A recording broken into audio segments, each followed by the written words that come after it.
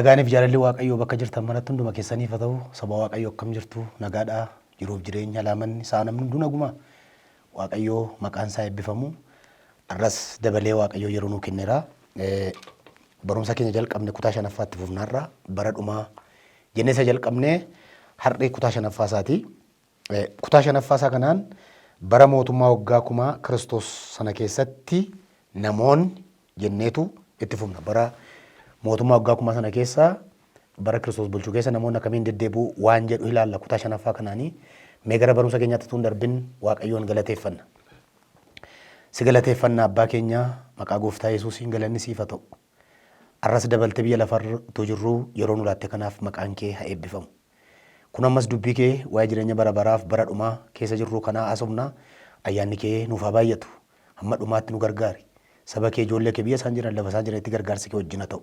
Ana dhabaa garbicha kee wajjinis harki kee haa ta'u. Yeroo keenya afee nuuf eebbisi. Sagalee kee nuuf ergi. Hubannaadhaan dubbii kee akka dhageenyu qalbii keenya bani maqaa gooftaa Yesuusiitti. Ameen. Gooftaan isin haa eebbisu baay'ee ulfaadhaa. Ergaan kun egaa isin bira akka gaa jiru nana manaa. Gaaffii qabdan, yaada qabdan, koomentii qabdan erguu dandeessu akkuma ergaa turtan jechuudha. Rattaasa'uu dandeenya jechuu barbaadeeni. Barri waggaa kumaa kana keessa bara waggaa kumaa Kiristoos bulchuu kana keessa namoonni akkamittiin deddeebi'u akkaataan jireenya namaa laayif istaayilii yeroo sana jiru attam namoonni attam ta'u waan jedhu ilaalla amma kana keessatti. Mata dureewwan arfan darban keessatti bara dhumaa jennee bara dhumaa yoomii bara dhumaa beekummaa barbaachise ergannee akkaataa dhufuu Yesuus mul'inaaf dhoksaatti dhufuu isaanii tokko inni dhoksaadhaan dhufuu Yesuus gaafa laallu butamuu waldaa kiristaanaati jennee qilleensa irratti nuti ol butama yeroo dhoksaadhaan dhufu kana akka ittiin dhuftutan dhufa waan jedheefi namni tun arguu warra sattamanan duwwaatu argaa warri sattamananii du'an du'aa ka'u nu warri jiru immoo bakka jirru butamnee deemnaa jennee butamnee deemuun keenya suni bara waggaa torbaa Waaqayyo murteessee sabaa subaa yookaan waggaa torba see torbatan Waaqayyo murteessee torba see 69 dhumee waggaa torba aftee jirtutu gaafa ishee raawwachuuf jettu bineensichi gaa dhufee mul'achuudhaaf jedhu bara waldaa kiristaanaaf kenne waggaa 2016 kanaa kaasee waldaan biyya lafaarra jirtu kuni butamtii. Erga butamtee waggaa torbaaf gooftaa wajjin waaqarra turraa isa booda biyya lafaa kana immoo bineensichi bulchaa seerrataa wanta garaagaraa waggaa lamatti cabsee iddoo lamatti cabsee akka inni bulchu diippilee ilaalleerraa.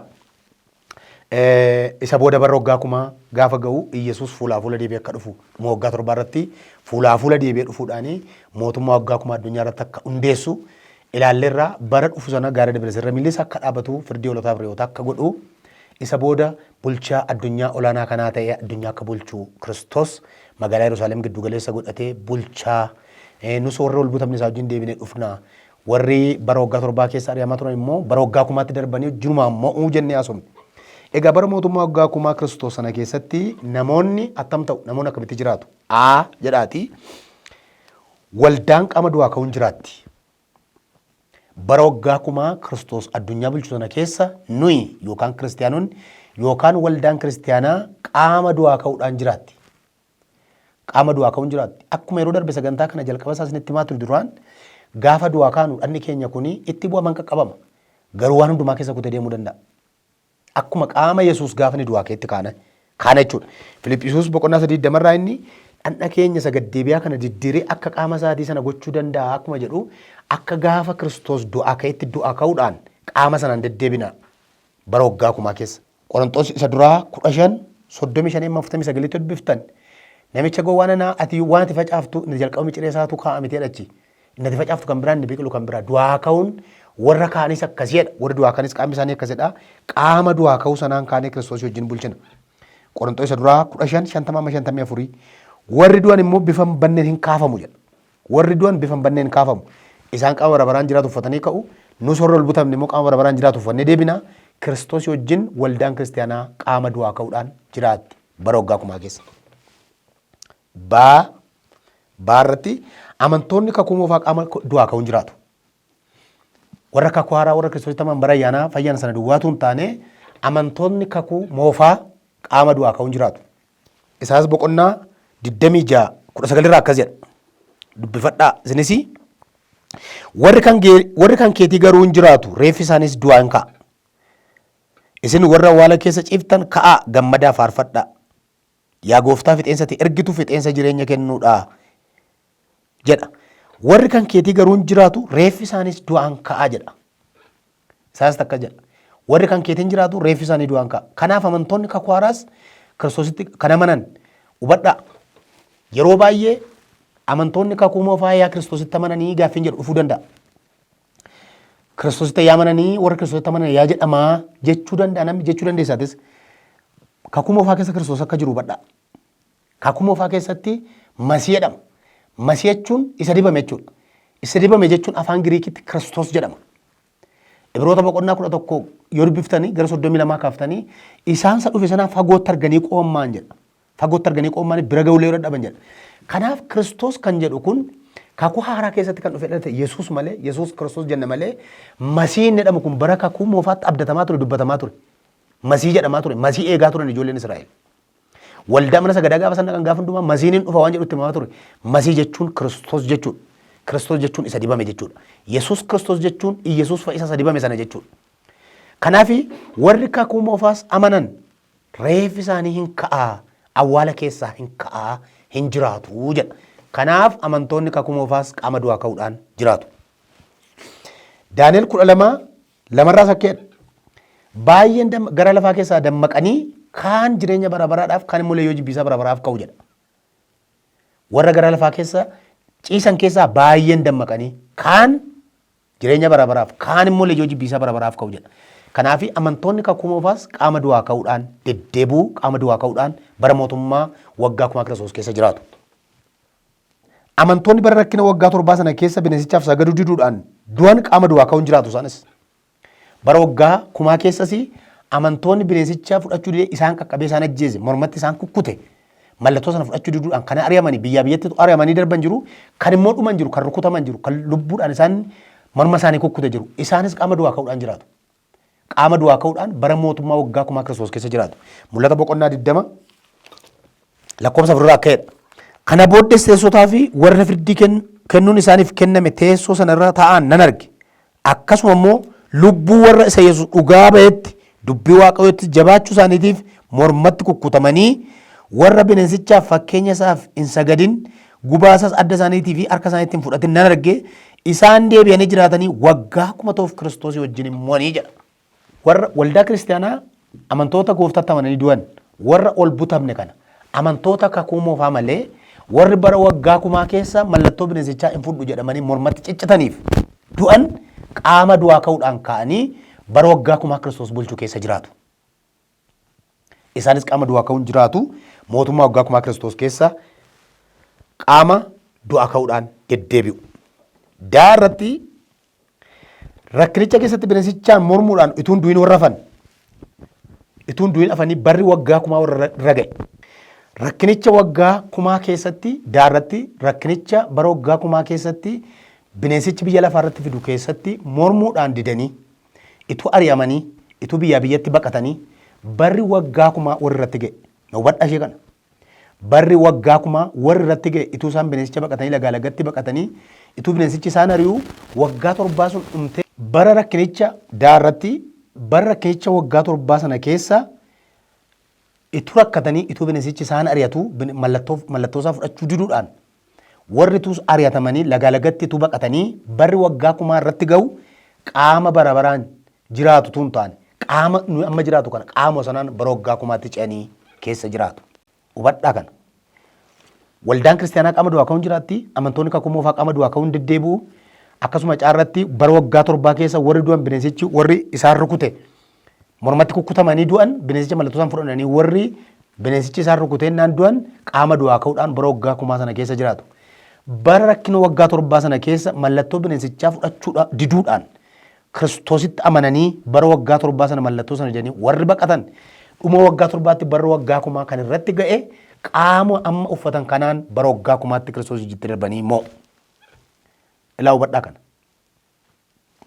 Bara waggaa 1000 sanatti gaafa darban bara waggaa 1000 Kiristoos bulchu kanatti gaafa darban warri kun fuudhuu heerumuu qotachuu nagadachuu danda'u. Nu warri waaqarraa turree dhumne qaama du'aa ka'uun jiraanne garuu hoomaa gochuu dandeenyu akka Kiristoositti jiraan.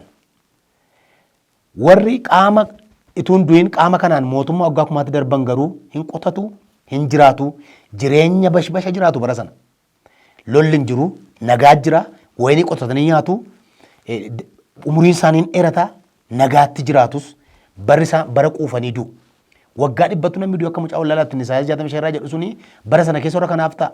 Warri du'aa kaanii lammaffaan du'u. Qaama bara baraan jiraatu warri geeddaran lammaffaan du'u.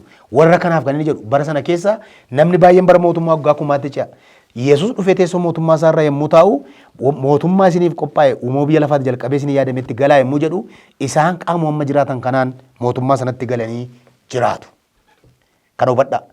Warri ituun du'in afan mallattoo bineensichaa fudhachuu didanii Kiristoositti amananii deddeebi'an bara waggaa kumaa qaama amma uffannee jirru kanaan deddeebi'u. Isaan jireenya foon isaanii jireenya kanaan jiraatu. Nuyi garuu warri butamnee Kiristoos samaa irraa waggaa 7 turree deebine amantoonni kakuma fa'aa du'aa ka'an warri mormatti kukkutamanii nan du'aa ka'an garuu qaama du'aa ka'uun jiraanna bara Kiristoos addunyaa bulchonna keessa. Kan nama dhibu warra butamanii dhufan ijoollee isaa kanaaf aangoo kennaa dhagaafas mootichi moototaa Yesuus. Aangoo kenna biyya garaagaraa bulchuudhaaf aangoo kenna. Pooshinii garaagaraa irra isaan ka'a. Kanaafuu nu warri deebinee dhufne qaama du'aa ka'uun jiraanna warri bara waggaa 7 sana keessa tun du'in afanii Kiristoos nama nan garuu qaama kanaan itti darbanii bara waggaa kumaa keessa jiraatu jireenya gaariif nagaa jiraatu jechuudha. Erga akkas ta'ee dhuma mootummaa waggaa kumaa. Mootummaa waggaa kumaa kuni Kiristoos erga mootummaa waggaa kumaa bulche waggaan kumni kun dhuma isaan ga'a. Barri mootummaa warqee Kiristoos kun waggaa kumnis yeroo dhumu maaltu ta'a waan jedhu ilaalla. Barri warqee mootummaa Kiristoos akka xumurameen itti aananii wantoonni ta'an wal duraa duubaan kan armaan gadiiti. Akka armaan gadii kana barri mootummaa waggaa kumaa Kiristoos addunyaa bulche kun barri nagaaniif barri mootummaa warqee kun akka xumurameen tokko hiikumsa seexanasa waggaa kuma tokkoo fedhameetu ta'a. Hubadha. Kiristoos akka waaqarraa dhufeen waggaa kuma tokkoof bineensicha qabee hidhee yeroo muraasaaf garuu gadhiifamuu hin taaf jedha. Akka Kiristoos xumura waggaa kuma Kiristoos bulchu kanaan seexanni hidhaati gadhiifama. Mul'ata boqonnaa 20 lakkoofsa 7 isin dubbisa. Ilaa akkas jedha. Waggaa kumni sun yommuu raawwatamu seexanni iddoo itti hidhamee ture gadi hin dhiifama. Waggaa kumni mootummaan Kiristoos erga xumuramee seexanni iddoo hidhamee ture gad dhiifama. Inni saba goolee lafaa arfan keessa jiran Googiin Maagogiinis gowwoomsuudhaaf lolaaf walitti isaan qabuudhaafis hin ba'a. Lakkoofsi isaanis akka cirracha galaanaati. Isaan kun lafa bal'aatti ba'anii buufata warra Waaqayyoof qulqullaanii mandaraa jaallatamtuu sanas hin marsan. Garuu ibiddi Waaqa keessaa bu'ee isaan fixe. Seexanni isaan gowwoomse kuufama ibiddaa fi dhagaa boba'u lafa bineensichiif raajiin sobduun sun jiranitti gadi hin darbatame. Isaan bara hamma baraatti halkaniif guyyaa dhiphifamuuf jiru. Ameen. Mootummaan waggaa kumaa Kiristoos inni warqeen sun akka xumurameen gara xumuraasaa jala seexanni hidhaati gadhiifama. Dhaggeeffadha. Seexanni hidhaati gadhiifamuudhaan namoota gowwoomsee lolaaf walitti qabedha. Ilaalaa garaa namaa hammam hamaa akka ta'e. Bara mootummaa waggaa kumaa Kiristoos kana keessa ta'anii akka gadhiifameen seexanni Googii fi Maagogiin walitti qabatan. Googiin kun gara warraashaa kanaa kaa'edhu. Goog jechuun mootii isaaniiti. Maagog jechuun immoo loltoota isaati. Googii fi Maagogiin walitti qabate eenyuun loluuf jettaa'edha. Kiristoosin loluudhaaf magaalaa jaallatamtuu sana marsa. Namoota loltoota duukaa fudhata Googii fi Maagogiin waraana guddaa fudhatee nama amansiifate deeqama gabaabduutti magaalaa jaallatamtuu Yerusaalemiin marsaa mooticha loluudhaaf loltoota kana walitti qabataa jedha. Ituun yeroo walitti qabatee magaalaa kana marsu abiddi waaqarraa bu'ee isa fixe. Haaleluyyaa. Abidda waaqarraa ba'ee rukutameedha. Abidda waaqarraa ba'ee rukutamee kuufama abidda bara baraatti darbatamaa jedha. Akka hiikameen namoota baay'ee gowwoomsee erga walitti qabatee loltoota baay'ee walitti qabatee Yerusaalemiin marsee nan rukutee erga abiddi waaqarraa bu'ee isa fixa galaana abiddaatti darbatama. Kun isa jalqabaati seexanni gadhiifamee erga kana godhee isa jalqabaa hiikama seexanaatti ergatee namoota dogoggorsee Googii fi Maagogiin Yesuus loluudhaaf walitti qabata magaalatti marsaa abiddatu waaqarraa bu'ee isa fixa. Lammaffaa yeroodhuma sana murtii adii teessoo ta'a. Murtii teessoo adiitu ta'a. Yeroodhuma sana likki mootummaan waggaa kumaa sun akka xumurameen firdii teessoo adiitu ta'a. Hubadhaa Kiristoos mootummaa ulfinaa isaarra dhufee taa'e bara waggaa kumaa amma garuu teessoo firdii adiiti. Barri waggaa kumaa kun akka xumurameen firdii teessoo adiitu ta'a. Mul'ata boqonnaa 20:15 keekkeedha. tokko 11:15. Kana booddees teessoo adii guddaa tokkoo fi isa teessicharra taa'ee nan arge. Laftiif waaqni fuula isaa duraa hin baqatan. Laa hubadhaa. Laftiif waaqni isheen waggaa kuma. Lafti isheen waggaa kumaa Kiristoos irratti moo'es waaqni kunis hin baqatan fuula isaa duraa. Yoom dhuma waggaa kumaatti. Erga bineensichi ka'ee namoota baay'ee goyoomsa ibiddi waaqarraa bu'e isa fixe qabamee abiddatti darbatame galaana abiddaatti darbatame booda yeroo dhuma sanaa firdii teessoo adiitu ta'a. Kana booddee teessoo adii guddaa tokkoo fi isa teessicharra taa'ee nan arge laftiif waaqni fuula isaa duraa hin baqatan iddoonis isaaniif hin argamne. Warri du'anis xinnaaf guddaan teessicha duratu dhaabbatanii nan arge. Macaafonni hin banaman. Macaafni biraa inni warri jireenya argachuuf jiran itti caafame tokkos hin baname. Warri du'an immoo akka hojii dur hojjetaniitti akka isa macaafota keessatti caafamettis firdii argatanii jedha. Galaanni warra du'anii isa keessa turan of keessaa baaseen kenne. Duunniif mootummaan warra du'aniis warra du'anii isaan harka turan of harkaa baasanii hin kennan. Namni hundinuu adduma addaan akka hojii isaatti firdiin argate. Kana booddees duunniif mootummaan warra du'anii kuufama abiddaatti gadi hin darbataman. Kuufamni abiddaa kun du'a isa lammaffaadha. Namni maqaan isaa macaafa isa warra jireenya argachuuf jiran keessatti caafaman keessatti hin argaminis kuufama abiddaatti gadi hin darbatame jedha. Waaqayyoo nu haa oolchu. Nuyi oolleerra Waaqayyoon oolcheera ilma isaa ergeetti amannee oolleerra warri Kiristoositti amantanii hin oolin jirtan arrallee dafaatiitu yeroon jiru gara Kiristoositti baqadhaa oola. Yeroodhuma sana firdii adii teessootu ta'a. Firdii adii teessoo kun gaafa ta'u mootummaa waggaa kumaa sun akka xumurameen bineensichi qabamee seexanichi erga abiddatti darbatamee teessoo adiitu dhaabbata. Teessoo adii kana dura bara Addaamii jalqabanii warri Kiristoositti namanne hundumtuu bara amma keessa jirru dabalatee warri Kiristoositti namanne Yesuus gooftaadha jedhanii warri namanne hundumtuu ka'anii xinnaan guddaan duuni isa sagee jiru laata bishaan isa du'ee horrachi keessa jiran hundumaan dhiyeessanii fidanii laatanii isa booda firdii teessoo adii dura dhaabbatanii firdii fudhatanii gara abidda barabaraa yookaan badiisa barabaraatti sokkan jedha.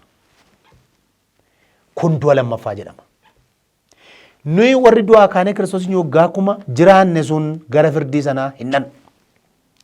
Bara waggaa kumaa keessa warri namaniin du'an rabbashanii warri du'an yoo jiraatan akkasuma Kiristoositti namaniin warri du'an hundumtuu du'aa kaanii barcuma firdii dura dhaabatu. Maal fudhachuuf firdii abidda badiisa barabaraa warri maqaan isaanii macaafa jireenya namaaf kennu keessatti caafamee hin argamne hundumtuu xinnaan guddaan wal duukaa abidda barabaraatti darban jedha. Kanaaf dhuma waggaa kumaatti inni lammaffaa kanatu ta'a. Si'ool warra ishee keessa jiru laatte bishaan warra isa keessa jiru laatanii du'iif mootummaan du'aan kennanii namni hundumtuu waan jiru hundumtuu namni hundumtuu dhiyaata. Hundumtuu dhiyaatee barcuma firdii duratti teessoo adii duratti firdii fudhatee sokka. Nuyi garuu firdiin nuuf faradamee mootummaa waaqatti galleerra waan ta'eef buutamuu waldaa kiristaanaa waggaa kuma Kiristoos jimmoonirra waan ta'eef gara firdii kanaan dhannu. Asumaan ergaan sii qaba obboleessa ko Kiristoositti namanii jirta yoo ta'e dafii murteeffadhu har'a. Har'uma kan hamani yeroo ittiin fudhatiin guyyaan fayyinaa amma. Karaan dhugaan jireenya Yesuus.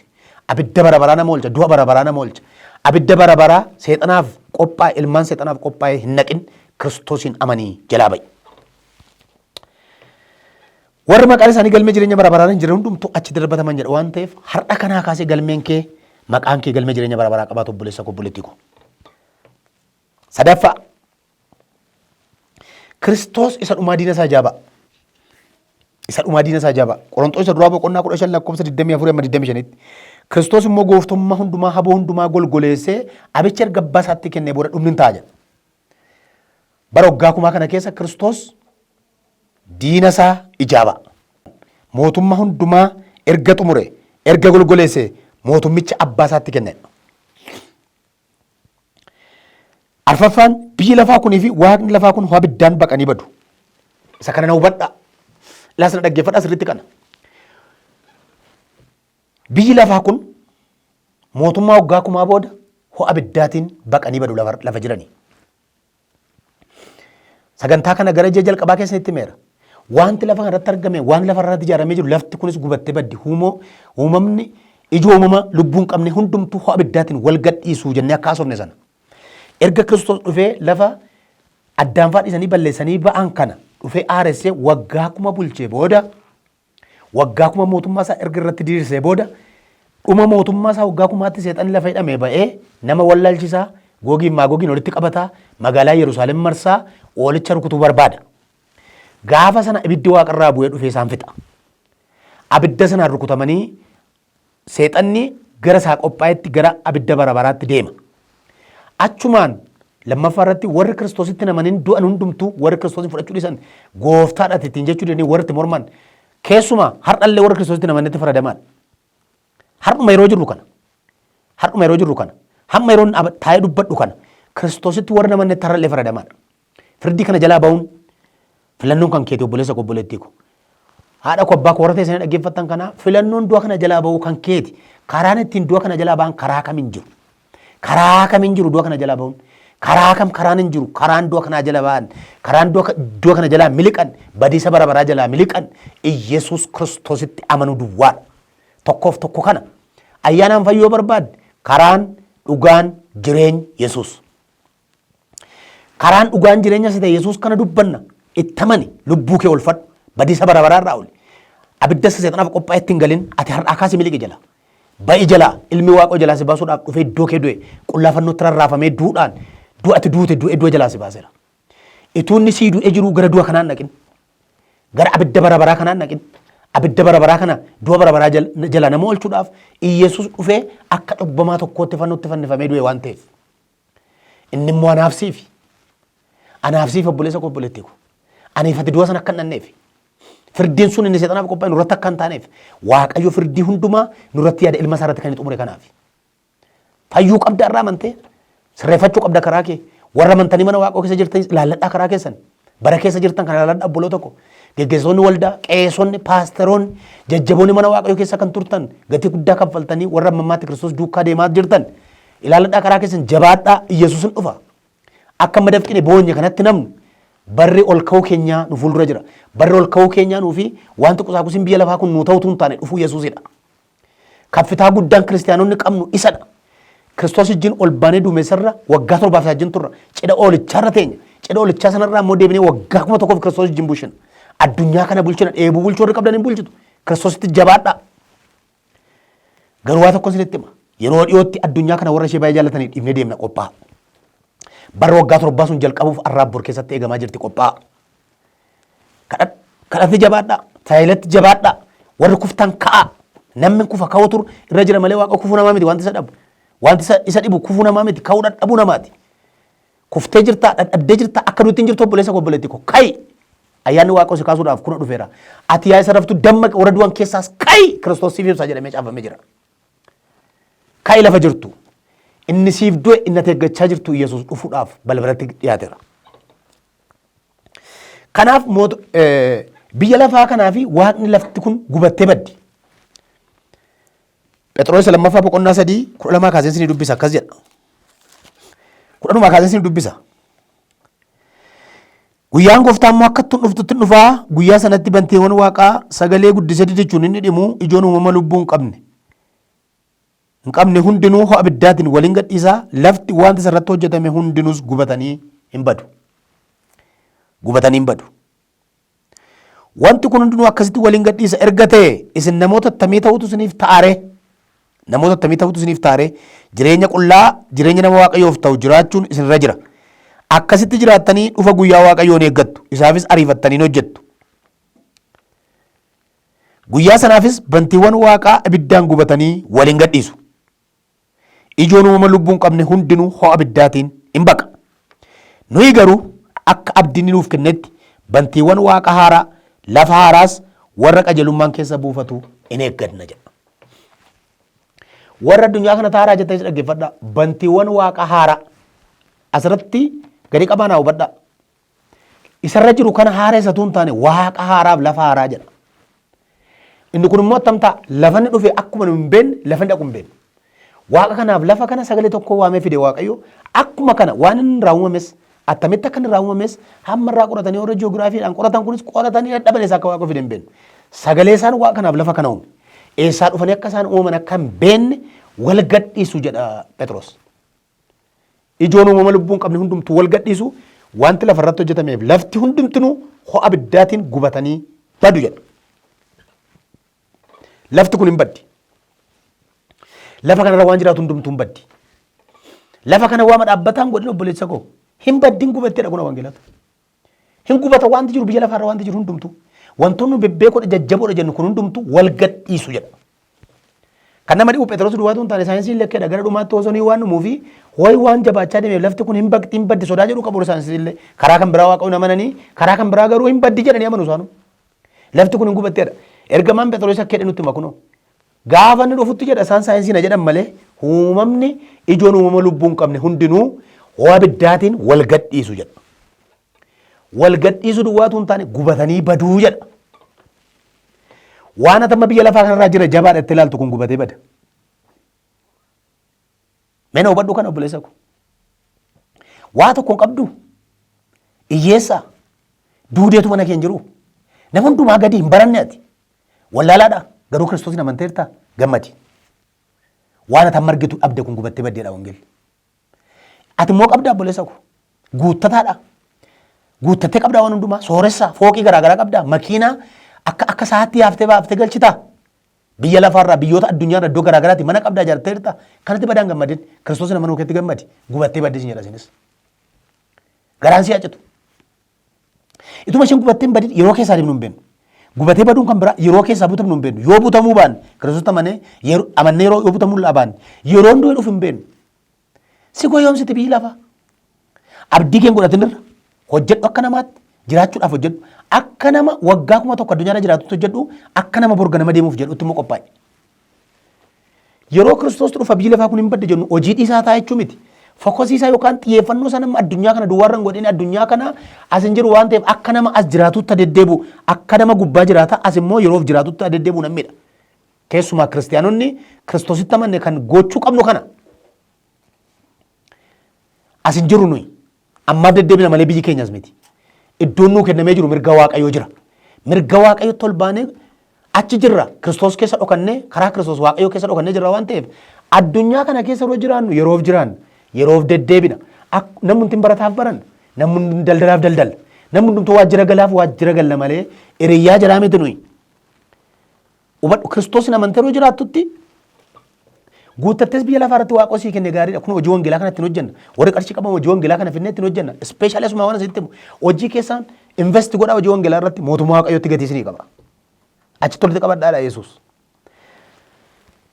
Tokko tokko addunyaa kana waan keessaan baane fakkaata. Waan hundumaa waan guuttatee irratti hafu fakkaata. Si goyoomsiti.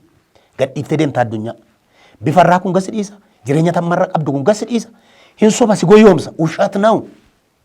Yesuus deebi'ee dhufa isatti jabaachuu qabda. Egaa gaafa dhufu maalidha uumamni ijoo uumama lubbuu hin qabne kun hundumtuu ho'a biddaatiin wal gadhiisa lafti kuniif wanti irratti hojjetame hundumtuu gubatanii badu jedha. Kanaafuu dhuma mootummaa waggaa kumaa keessa dhuma mootummaa waggaa kumaatti Kiristoos maal godhanne yeroo muraasaaf seexanatu lafa hiikamee jiru gadhiifamaa erga gadhiifamee nama goyoomsee Googiif Maagogiin walitti qabatee Kiristoos loluudhaaf magaalaa Yerusaalem marsa. Gaafa inni marsee dhufee magaalaa Yerusaalem Kiristoosiin loladhee dhufu ibiddi waaqarraa bu'ee isa fixa. Ibiddi waaqarraa bu'ee gaafa sarkutu seexanichi qabamee abidda bara baraatti darbatama gara isaaf qophaa'ee dhaqa. Inni lammaffaa yeroo dhuma sana yeroo seexana irratti murtiin kun ta'u teessoon firdii adii immoo ta'a. Teessoo firdii adii kanarra Yesuustu ta'a. Namni hundumtuu akka hojii isaatti lafa du'e hundumaatii ka'ee dhaabbata. Kiristoositti namaniin kan du'e Si'ool keessa kan jiru bishaan keessa kan jiru iddoo garaagaraatti badanii kan jiran hundumtuun ka'u ka'anii firdii fudhatu gara abidda bara baraa dhaqu galateeffannee xumurra. Yaa Waaqayyoo galanni siif haa ta'u yeroo nu laatteef maqaan kee eebbifamu isaaf bara keenyaaf yeroo keenya ulfaadhu torbee nagaan akka lagarutti ayyaana kee nu baay'isi maqaa Yesuus jettee ameen. Nagaan isiniif haa ta'u torbee kutaattanuu lagarra nagaatti.